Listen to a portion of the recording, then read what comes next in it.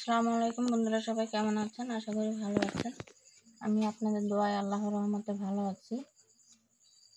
সবাই তো জানেন এখন ভাদ্র মাস চলে আসছে, এখনো ভাদ্র মাস আসতে আরো সপ্তাহখানেক বাকি আছে। সপ্তাহ না, 4-5 দিন হয়তো বাকি আছে, কিন্তু তাল শুরু হয়ে গেছে। আমাদের দিকে অবশ্য তাল 12 মাস পাওয়া যায়, কিন্তু মৌসুমের জিনিসটা হচ্ছে আলাদা একটা স্বাদ। আজকে বাজার থেকে 3টা তাল নিয়ে এসছে, একদম পাকা পাকা, খুব সুন্দর। আমার কাছে কিন্তু কালো তালটাই ভালো লাগে, আরেকটা যেটা ওটা আমার কাছে ভালো লাগে না। এটা কিন্তু খেতে ভালো, রসটাও কিন্তু বেশি, একদম পাকাই ফেটে গেছে। আমি তাল 3টাকে খুব সহজে কীভাবে পরিষ্কার করে নেওয়া যায় সেটাই আজকে দেখাবো। আমি তালগুলোকে আগে মুখটা ছাড়িয়ে নেব।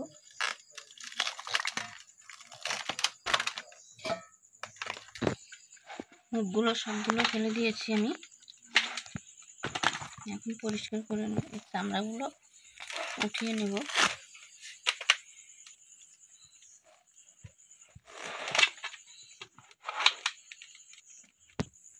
আমি একটা পরিষ্কার করেছি, সবগুলো এইভাবে পরিষ্কার করে নেব।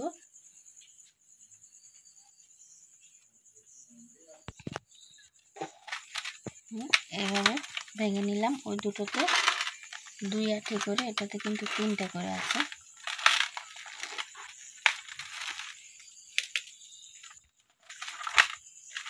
হালকা পানি দিয়েছি, এবার এটাকে একটু এরকম করে নেব। সবগুলোকে এভাবে করে নেব। আমি এভাবে করে নিয়েছি সবগুলো এরকম করে। তারপর আমি এটা থেকে রসটা বের করব। একটু নরম করে নিয়েছি মেখে।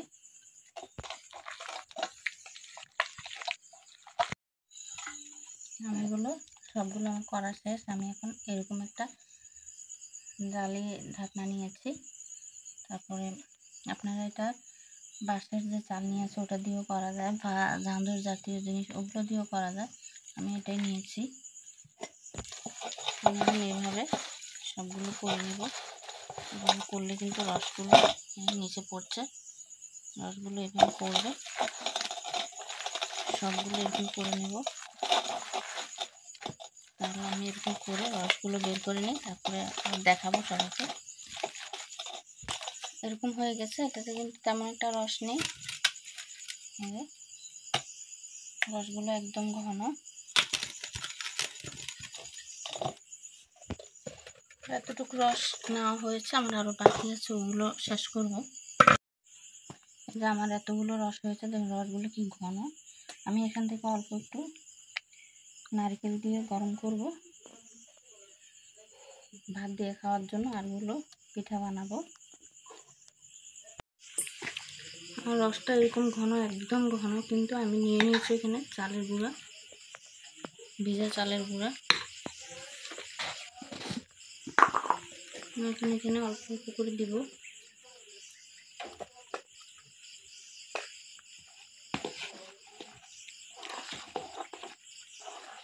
এবার মাখিয়ে নেব। আমি মেখে নিয়েছি, এবার দিয়ে দেবো চিনি, পরিমাণ মতো চিনি, যার যেরকম পছন্দ সেরকম দিবেন। লবণটা আমি এখন দিব না, কারণ এখন লবণটা দিলে ভালোভাবে ফাঁপবে না। এটা যত ফাঁপা হয় তত বেশি ভালো হয়। আমি এভাবে এটা আজকে ঢেকে রেখে দেব, ঢেকে রাখবো। কালকে নারকেল দিব, লবণ দিব, তারপর বানাবো। আমি আবার মাখিয়ে নেব ভালোভাবে। যে আমি একদম ঘন করে করেছি, কিন্তু এটা পাতলা করা যাবে না। এখন এটাকে ভালোভাবে ঢেকে আমি রেখে দেব। কালকে সকালে ইনশাল্লাহ বানাবো, সে পর্যন্ত আমাদের অবশ্যই অপেক্ষা করতে হবে।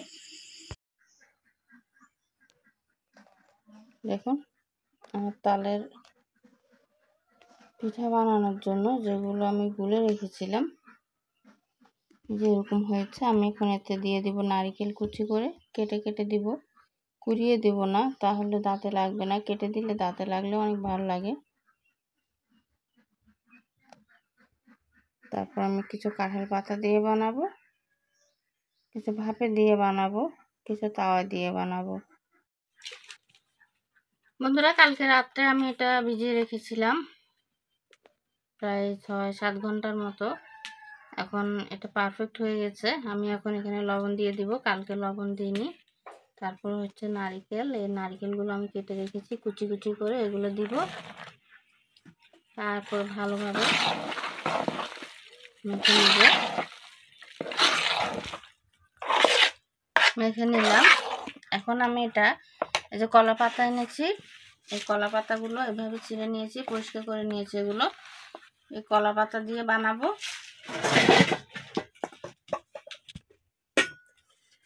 তাওয়া বসিয়ে দিয়েছি, এই কলা পাতা দিয়ে দিচ্ছি তাওয়ার উপর।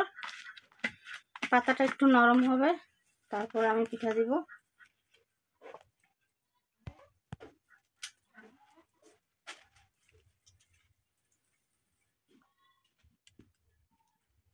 আগুন বেশি দেওয়া যাবে না, একদম হালকা আগুন দিতে হবে।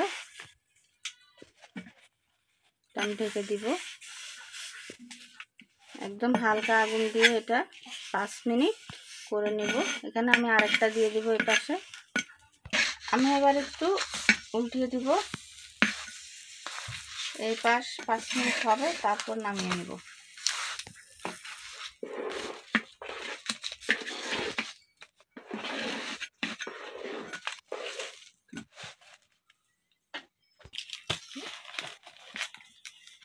আমার পিঠা হয়ে গেছে, একদম অনেক সুন্দর হয়েছে। আমি এখন নামিয়ে নেব।